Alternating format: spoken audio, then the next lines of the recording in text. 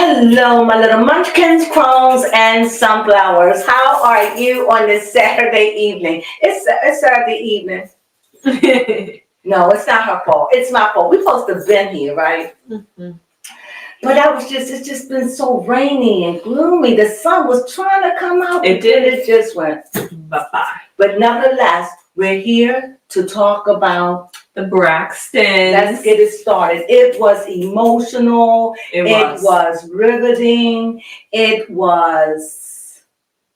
made me reflect on my own sister who died around the same time, who died on Memorial Day that same year. Mm-hmm. And at that same year, I broke up from a relationship. So I understand that, and I really understand the grief, and I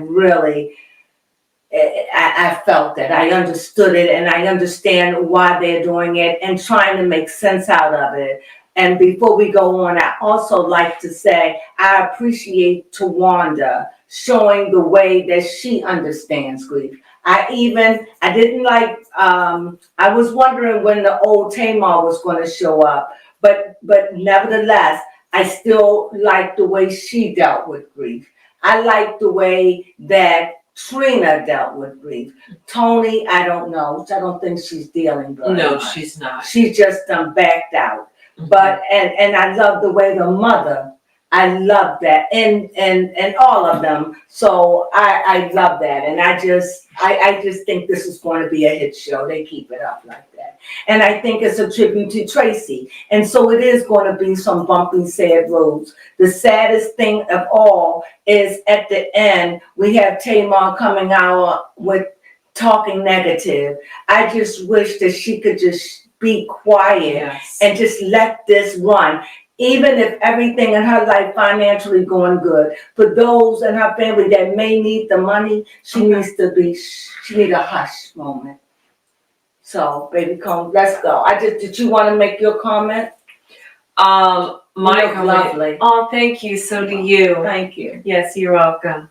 My comment that I have to make is I enjoy how they talk about their sibling dynamics, maybe because it was therapy, but just tapping on Tony a little bit, I liked how she highlighted the fact that because she's the older sister, she feels like all of her other sisters look up to her to be the strong one. Mm-hmm. So when she's not strong, she feels like she can't rely on her other sisters to support her emotionally or mentally. So therefore, she kind of stands alone. Yeah. And before we go on, I had this thing on looking like a goofball because I put a drop makeup blob. Is it gone? Can you see it? Yeah, you can see it. Oh, gone. So that's why this is there to hide it. I know you didn't ask, but me being self-conscious, I just had to find something to cover. But it fits the outfit, doesn't it, though? I did the best I could. I was being innovative. But, but this looks bad. Yeah, it does. That looks really bad. And then I tried to clean it with water, and that didn't help, So you don't think I should take this off, just leave it? You just leave. All right, Baby Crone has spoken. Let's go, Baby Crone. What are we going to talk about? Yes, we're going to be starting off with how Miss E was talking about how okay, so the therapist, finally, this entire episode was about their grief therapy session. Mm-hmm. And the therapist had asked Miss E, the mother, how she was dealing with her grief. And the mother kind of pivoted it off of her for a second. And she's like, I actually feel for Kevin and feel his pain for the fact that he doesn't have a mother around. So then and this was a really good insight that the therapist noticed on this. She's like, well, how do you feel losing a daughter? So I liked how she was able to flip it. She was like, so you can relate to Kevin, but you're not really relating on why you're hurting the same way or grieving the same way. All right, Kevin Jr. had gotten a phone call about, he didn't get a phone call. Tawanda it was a knock on the door, wasn't it? Yeah, it was a knock on the door. Mm-hmm. And that's when Tamar said it sounded like the police. Yeah, and then Kevin Jr. said he had to dismiss himself. And then Tawanda went to go give Kevin Jr. a call. I think one of the sisters had said that the mother told her to go call. Got you. And so she did, and she had gotten the details from Kevin Jr. that apparently some neighbor had called on him. I don't know the story properly, and said he had a warrant. I'm not sure if he really did, and now the cops are taking him in. Why did you say some neighbor? Because that's what they said. They said a neighbor had called the cops on. Oh no, they had said they believe that Right. somebody ratted. Mm-hmm. Because they're saying, how do they know he would be there at that time, and they were filming? And so it was somebody he knows that did that. Could have been his wife, it could have been, who knows, a family member, but it was somebody who knows. That's what they were saying. Yeah, when they really started to think about it for a second. He looked very good though. Yeah, he did. I mean, you know, for him to lose the mother and his wife, that's a lot. Yeah. And not be on good terms with your dad, what they said, is, you know, it's a lot. And he said he was dealing with a lot. Stay strong, little Kevin. Stay strong. Yes. Stay gold, brother. Stay gold. Okay. And then Tawanda, so they had played some clips back showing the last days of Trina, and we did get to see that their brother, like the Braxtons' brother, was there, as well as Trina was there, and I think her hair was shaved off. Right. So all of them. I think Tamar hair was gone. Tony hair. Okay. But Trina didn't do it. Gotcha. Because Trina said she have a big head, and she said she got a head like she said, I have a head like mommy. I can't do it. And she did say that. Yeah. But even Tony did it. But they always wear their hair short and stuff. Mm-hmm. So I mean, Tony, I didn't even know that was Tony. Yeah, she looked completely different without her hair. And then I think it was blonde on top of that, or different color. It was blonde, right. Mm-hmm. Yeah. Which I guess that was a fitting color, because maybe it wasn't as noticeable to see with it blonde. Right. Oh yes, Tawanda and Trina. So Trina was talking about how she acknowledged that Tawanda was actually correct in knowing that both Trina understood that she wasn't able to handle seeing Tracy take her last breaths. So much so that Trina faces insomnia, or doesn't want to go to sleep, because when she goes to sleep, she always sees, she said that she sees her sister, and maybe even seeing the last moments replaying her mind. So because of that, she needs a TV. Yeah. She needs to have her TV on at night. Mm-hmm. The thing is, it's so unfortunate that people understanding of death is so skewed. To see her take her last breath, I think it's the way we view things. To me, yes, it's sad, but it's an honor and a privilege. That's true. That they choose to go in front of you. You could have went to the bathroom and you come back and she's gone. Mm-hmm. Then you would have been devastated. I shouldn't have never went to the bathroom. Or you could have just went to the kitchen to get a cup of coffee or a soda, not even gone a good 5 minutes, and you come back and they're gone. Then you're like, oh my God, I should have, but she chose. True. See, you say, Trina says, I shouldn't have done it. That's because your sister, Tawanda, spoke it in negativity. That's true. And why I say that is because when my grandmother died many years ago, I was in my early 20s, and I was a hairstylist. And my mother, and because I used to do my grandmother's hair, I used to put a curl in. And she used to have a jerry curl. Well, you know, that's what we call it. And my mother said she wouldn't want anyone to do her hair but you. Well, I'm petrified. I have to go to the morgue. And I'm like, do you think I was shaking? I was feeling nauseous. Mm-hmm. I was frightened to death. And my mother said, you can do it. And I'm like, I can do it. She said, you can do it. You can do it. I said, I can do it. And my aunts and them chimed in. You can do it. They weren't laughing. They was really believing that. Mm-hmm. At least they were saying it enough for me. And I said, well, I said, so am I going? They said, no, it's going to be in the daytime. You're not going to be there by yourself.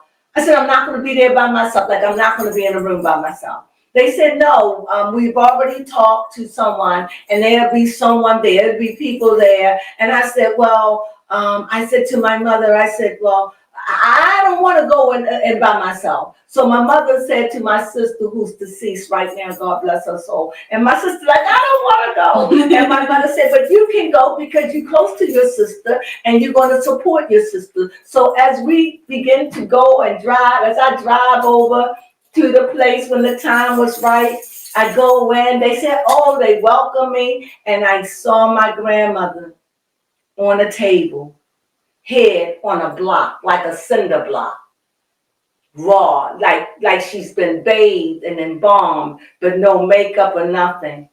And I shivered, like, and I almost ran out, but I remember my grandmother, and I said, I can do this. And my sister said, can I stand at the doorway? Like, that's the door. Yeah. I'll stand at the door. I said, you can stand at the door, but face me, because the people wasn't in the room. They were doing other things. She's in a whole room with all the makeup and stuff. So now as I walk over to my grandmother, I'm scared. So when I go, I look at her and she looked like my grandmother. And now I gotta touch her. So I'm like, oh my God. But they said I could do it. And I touched her and she felt like a brick. Cold, like a brick. And my sister said at the door, what did it feel like? Of course. What did it feel like? I said, it felt cold, like a brick.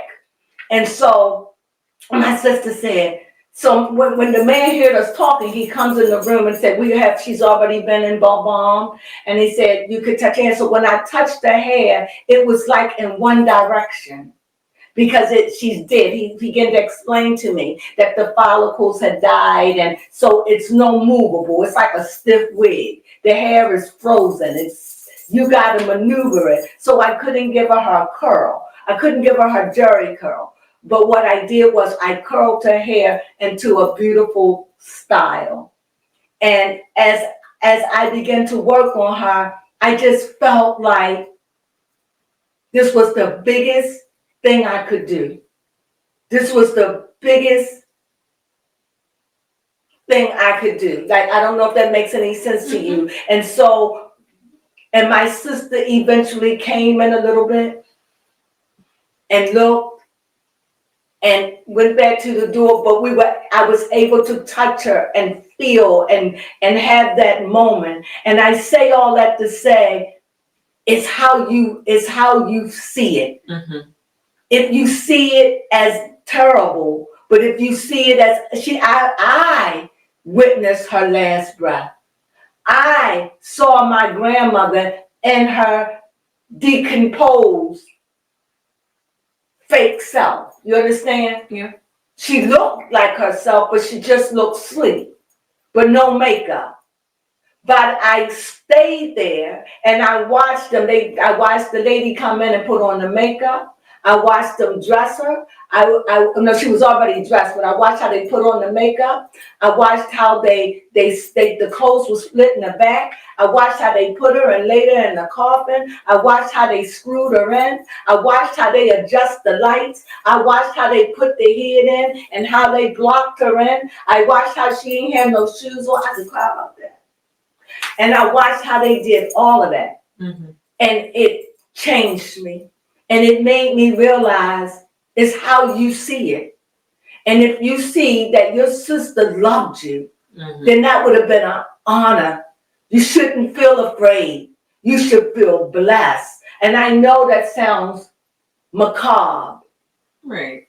It's the way you view it, mm-hmm. if I'm saying it. Mm-hmm. So my family was right. They encouraged me.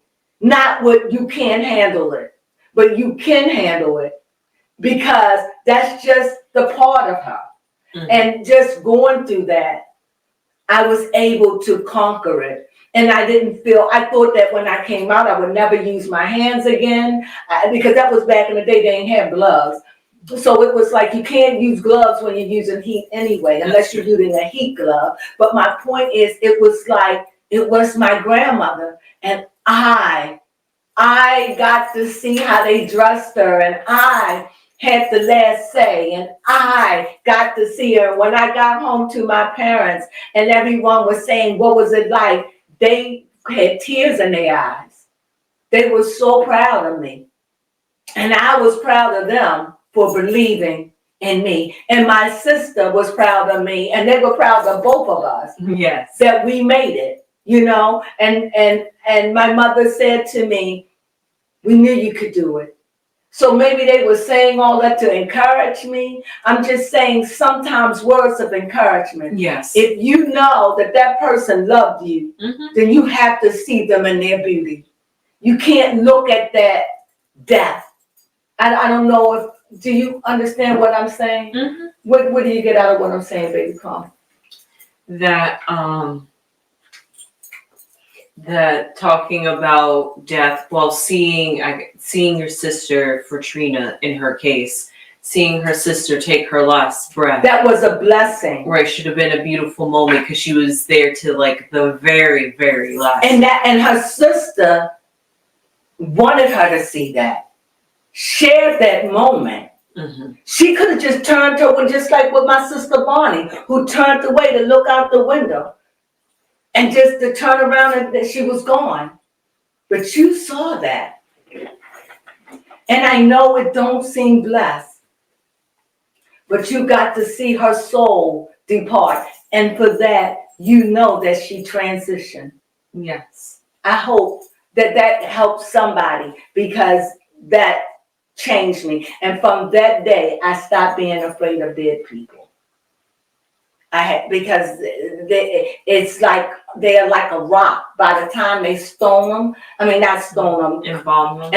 them and make them up and dress them and sit them and screw them in. So the coffin, everything is screwed in from the coffin. So when they move them, they don't move. It was fascinating. And I know that I wouldn't want to have a job like that, because I think it would be so depressing. But all at the same time, I think, Trina, it was a beautiful thing. Yes. It's how you look at it. That's all I can say about that, given my story.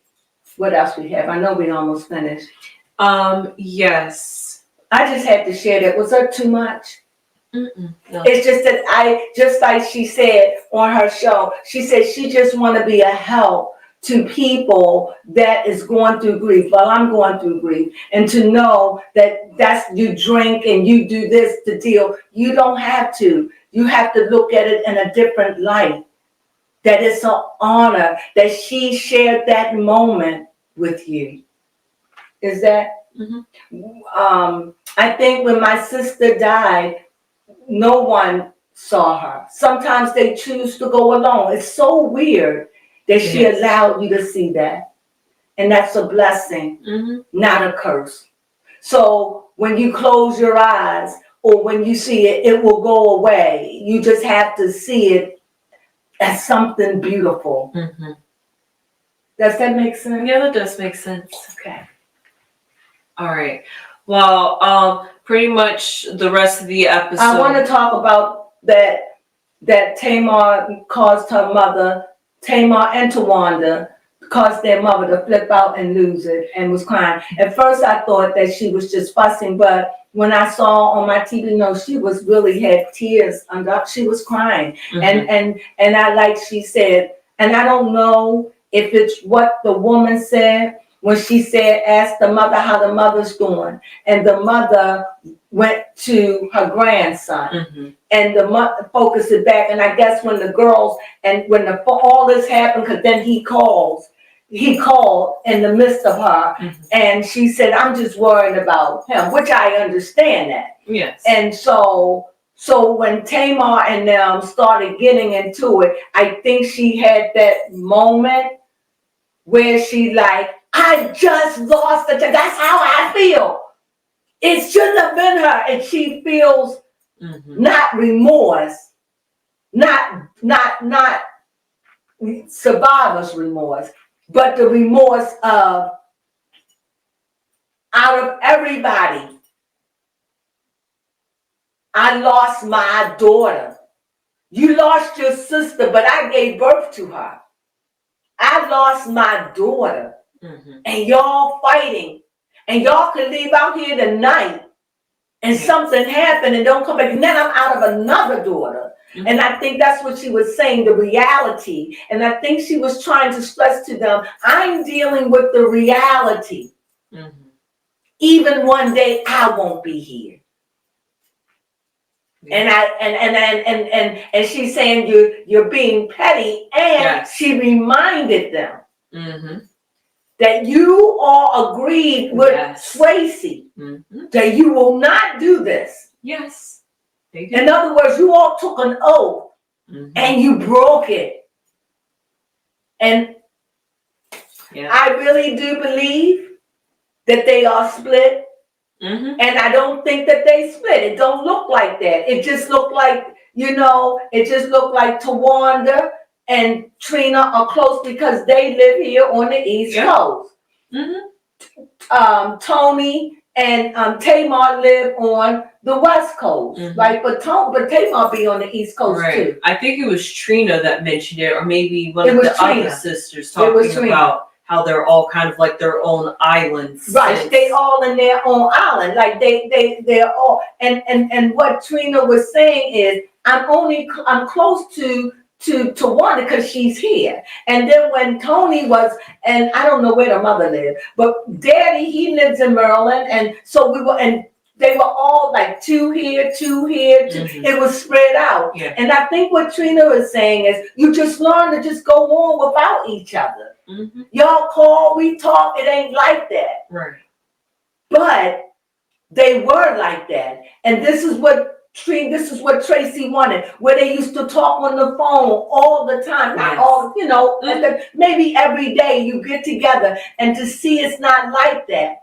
And I guess when you all are going through your own things, and then you have a sister that is problematic. And it seems to me that they may be separated, but Tamar, Trina, Tony, and Tawanda, and the mother, they all seem to be pretty close. That is true. And Tamar seemed to be what they don't deal with. It seems to me that they're sick of her drama. That's what it seemed like. And Tamar seemed like she's close to her mom, because that's her son is with her mom. So I know. But the mother seems like she's close to all of them in a way. That's what it seems like. I did notice that too, because when Tawanda and Tamar had gotten into their disagreement with each other, they were literally sitting right next to each other, and they were kind of sitting like close to each other. They were sitting close. Yes, but then as they started to kind of fall out with each other, you slowly started seeing Tamar moving away from Tawanda to her mom. Yeah. I just noticed that, but hey, she's probably really close with her mom. And but all at the same time, I really thought it was a good episode. It was. It made me reflect. It made me realize how much I do miss my sister, and I know in this life I will never see her again. And again, I can't stress. I just wish I knew the right words to say to Trina or anyone like that. Fear not. Don't think of it like that. Embrace it like she chose to let me see her leave. And you gotta understand that I can't say it enough. She's not dead. Her body is gone. She's no more in mortal pain because she doesn't have a mortal body. Just like Tawanda said. Yes, she is pure energy. Her mortal body is gone. She's in her full essence. She's probably everywhere, all at once. Yes. How it go? Everything, everywhere, all at once. Say it again. Everything, everywhere, all at once. One more time. She is everywhere, everything, all at once. And if you could remember that, it just will heal you. There is nothing, because to me, it seems like Trina is being tormented. It does seem like that. It doesn't seem beautiful. It seems like you've been tormented. Yes. And this should not be. And your sister, she meant well, but she shouldn't have never told you couldn't handle it. She should have said you can do all things in Christ that strengthens you. If you want to be there, then it's in your heart to be there. Then that's a pact that you and you and Tracy made before she entered into the universe. This is not a mistake that she chose to leave, but how you handle it. That's the point. Fear not. Yes. You got this. It's a beautiful thing. I can't stress that enough. Especially the way Tawanda sees it and viewed it, she really should have coached it better. Absolutely. You should have never told her that because now she's haunted by it. And I don't know, it's just because it wasn't an ugly sight. No, not at all. It's nothing ugly. Your sister wasn't ugly. You said you was by her side. So she saw that. So to share that precious, precious moment, and now you made it ugly based on your sister's, I'm sorry, ignorance. She didn't mean it in a derogatory way, but it was ignorant, and it caused you, when it happened, because you were so shocked and overcome with grief, it became negative. If Trina knew that you was going to act this way, Tracy knew that you was going to act this way, Trina, she would have never, ever left before you. And you wanted to see it. You know, I got one more story. Okay. I wanted to see a baby born. I wanted to see a baby born in this earth. But when I finally got a chance to see a baby born, I like to pass out. It was the most grossest, disgusting thing I think anybody could ever see. I don't ever want to see a baby born. But I thought I did, but I did.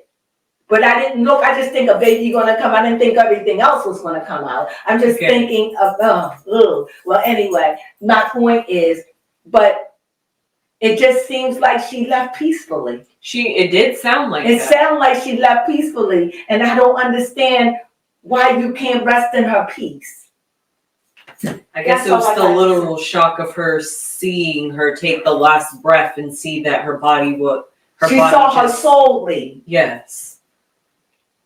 And I know that feeling because remember when our dog died? Yes. And I felt him and I held him in my hand and we watched him go. I said, oh, Leah, he's on the video. And I said, oh, Leah, I think he's taking his last breath. And at that moment, we just embraced him and put our hand and watched him go. And then it was like.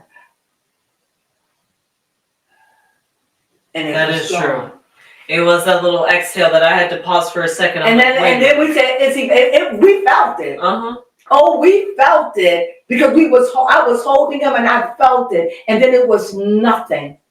It was like I was holding my dog and he felt light, like it left something. I felt the weight of it. Right. I think the best way I could explain it. Because you was there, right? Go ahead. Yes. I think the best way I could explain it, just thinking about it, considering how literally our bodies are electrical machinery. Oh, good baby, come. Yes, just by how the neurons and the literal electricity runs through our body, metaphorically speaking. And because of that, if we are electronic beings, and that is how we generate a magnetic field, which is what they call your aura, which is that color that surrounds you. Just like the earth has a magnetic field, every human being has a magnetic field. So I feel like if the soul left and there's no energy moving, you could feel that energy or that magnetic field disappear. It disappeared. And it was like I was holding a shell of nothing because it had no life. The life it was weird. Gone. It was a weird experience, but I embrace it because you know, maybe that's why sometimes I still think about him and feel sad till this day.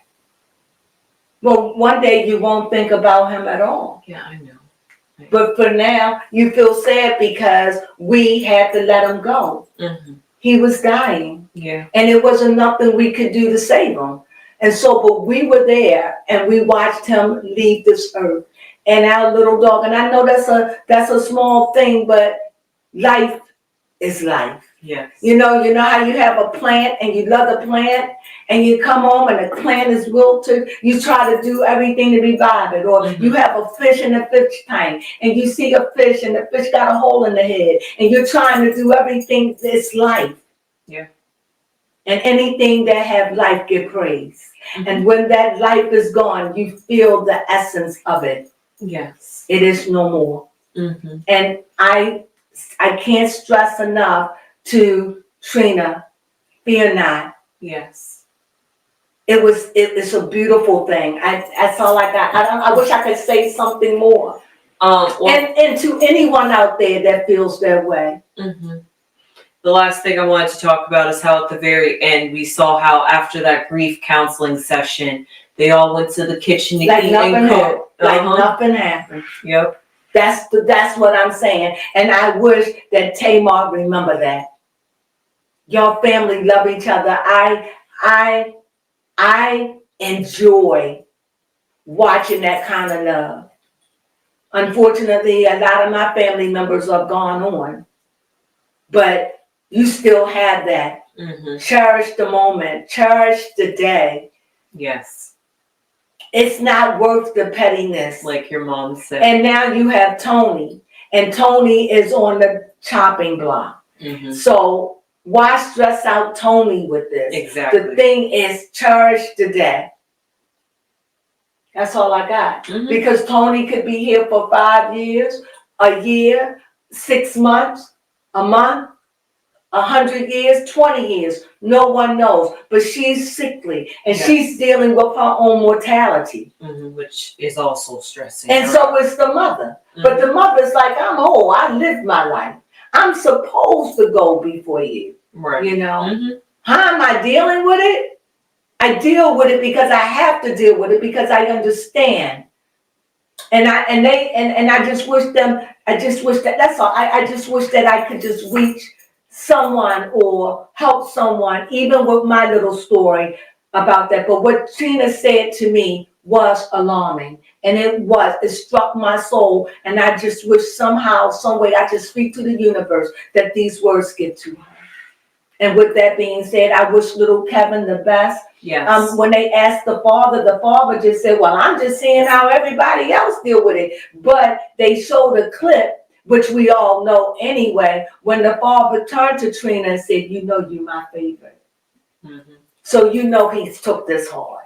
You mean Tracy? Tracy, I keep calling her Trina. Yes, Tracy. There's too many T's. And all the T's. I know. So with that being said, we hope that you enjoyed it. We went into it. It's like grief because we don't know, as Tracy said, no, as Trina said, we don't know who could be going through. And we don't know who could be struggling or seeing the death or something and don't know how to get on with it. Yes. You just have to put it behind you and know it was there for you. It's just a stepping stone. I believe that there are no coincidences. Yes. It was meant to be, and it was there to make you strong. Yes. And it was there for you to help you, not hurt you. It was there to cure you, not fear you. You understand? Yeah. That's all I got. That's all I got. If I say any more, I'm gonna go on. I hope that you could receive this in love. Yes. And hopefully I hope the that next episode picks up. What do you mean? Pick up as in, I mean, I know the season is all dedicated to Tracy, but hopefully the third episode can lighten up the mood and not have to deal with. Well, it would have to, because they would have to go somehow into each individual's lives and give us a close. I don't think Trina's husband has been revealed, and she loves him. Yeah. That's we got. That's the best we got. So anyway, with that being said, we thank you for joining us as we gave you our recap and our commentary on the Braxtons. I so love this show. It has touched me, moved me, shook me. Good TV.